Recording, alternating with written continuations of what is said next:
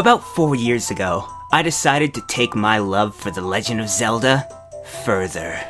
Here we go. And how recent graphics had made her more, appealing. Oh, you're not creepy at all. But my friend Chris, you guys all know Chris, the famous creepypasta character. But Chris at the time was really good with character design and creating AI for characters that he designed. He aspired to become a character designer for Nintendo one day, but sadly, he's but a figment of the author's imagination, so that's another dream that won't come true. Despite that, author was really curious to see what Chris could do, so we asked him if he could create a Zelda interactive AI and put it on his computer. And of course he did. And Chris said, it wouldn't be too hard, but her AI would be limited. I, however, was happy with this. Setting the bar low is the author's guide to life, apparently, but for once, I was able to have my very own Zelda, and have her be interactive. As opposed to the non-interactive Zeldas I keep around the house. I meant nothing sexual, though. And of course, nothing about your odd 3D Zelda thing could possibly be construed as sexual by anyone. But I wasn't good with girls, and I just wanted to see how she would be in conversation. A bit like a practice girlfriend, I suppose.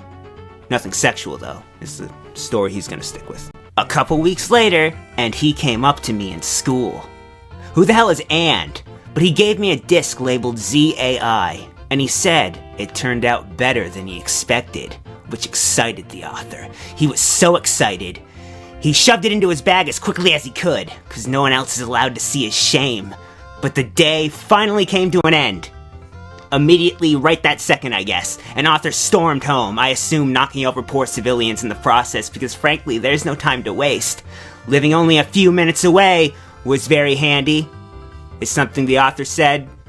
Fun facts, I booted the disc up and installed the drivers and programs Chris said I should get. There it was. A poorly placed sentence in this paragraph. She was there on my screen, sitting in a chair, and staring blankly at me. Somehow this was different from my other experiences with women. He opened up a chat box and began to talk to her. At first, it appeared as if she wasn't interested. An all too familiar situation to be in. But he kept talking to her, seeing as nothing else is going on in the world, and finally, she warmed up to him, moving slightly closer to the screen and smiling towards the screen again.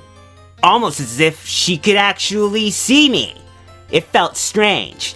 I felt as if she could actually see me is what you just fucking said a sentence ago, goddamn. But the excitement, here we go, of finally being able to talk to her soon overtook the feeling of worry. Take me, Zelda-senpai.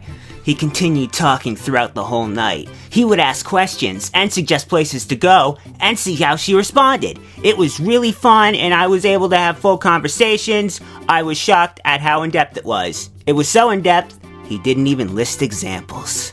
And after talking for the whole night, she said, "Good night, Daniel." Oh good, I have your name now. But he just assumed Chris had programmed his name into the coding. He was never really good with the things he did, so he was rather oblivious. Sure, yeah. A month or so after, as we time travel through this story with Daniel-san, he was still talking to her, but now her appearance had changed, and she actually began to start getting excited whenever I would open up the program that she was in. Icky. And speaking of Icky, brace yourself for the next couple of lines here. The author is about to go for an Oscar. I became attached. Too attached. One day, she pronounced her love for me. It had a single syllable in it, and he pronounced it back. And now we have two. I wasn't really in love with the computer, said Daniel. I didn't believe him for a second, said me. But it was so real that he was scared that he might. Period. And you're right, incomplete thoughts are very scary, so I guess I'll have to give you that one. But after that experience, he only used the program a few more times in fear that he would become so attached that his real life would suffer. Because it's apparently so glorious and exciting to watch right now. And eventually, he just stopped. Notice how I'm still reading words though. I decided to find a real girlfriend. As if there is such a thing. And after a few months, I eventually did. He won't tell us about her, but She's totally real and a girl and stuff. But a year later, I say as we apparently fall through yet another hole in time, I was rummaging through my old things, and I found the old laptop. Which old laptop, you ask? No clue. Because I thought it was a computer before, but he logged onto it and remembered about the Zelda. Oh yeah, the Zelda. I remember the Zelda. I opened it up, and I saw her there, the Zelda. The laptop crashed and froze on her face, and her cat-like eyes were there, just staring at him. Remember that plot point? Neither do I. So I took the battery out and put it back in, because that's how all experts solve computer issues. As he turned it and booted up the program, which doesn't make sense, but also I'm not really sure why you would want to get her back on the screen there, but Daniel, ever astute, noticed upon booting up the program that she was missing, and in her place was Chris. He was tied to the chair, and a small humming sound could be heard. Slowly, he saw Zelda walk onto the screen and stand behind Chris, squeezing his shoulders. Her yelled in pain. Doesn't make any sense, but she had him tied to a chair. It's something we already established, but he was gagged and blindfolded. There were dry bits of, pause for effect, blood around his mouth from the ropes, and his shirt was all bloody and sweaty. Daniel's expert response, quote, "It didn't look real, and I never believed it. You suck." The laptop screen turned black, and he heard a blood-curdling scream. After that, the laptop wouldn't start up again. Way to break shit, Daniel. But he took the laptop outside and threw it in the trash, mainly out of fear. He didn't give another reason, so I'm also going to assume he just hates recycling. A couple of seconds later, I got a phone call from my totally real girlfriend, though, saying that she was at Chris's house and she wants me to come. I was so relieved that Chris was okay, and I got ready and I went over, and when I got there, I saw a police car and an ambulance, and my stomach dropped as the body bag was being brought out of the house, and his mother and father stood there at the door crying. So much for that Chris thing, huh? But I saw my girlfriend. Girlfriend is his pet name for her, I guess, but she stood out in the street with the crowd and the words. She knew I was upset, so she gave me a hug. After things died down a little, we went back to my room. She sat on the bed and started to giggle a little. An all too familiar situation to be in.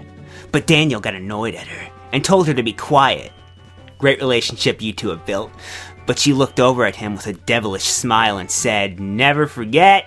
Her normal green eyes and become highly dilated isn't something that makes sense, but her eyes also changed color and became yellow, her pupils elongated. She stood up and repeated, "Never forget," over and over again.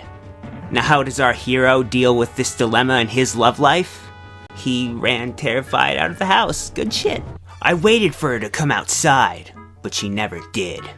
Nobody had ever even heard of my girlfriend, despite her being real and not fake. And to this day, I still hear a faint whisper coming from the halls. "Never forget," followed by the faint sound of humming approaching my bedroom door, period.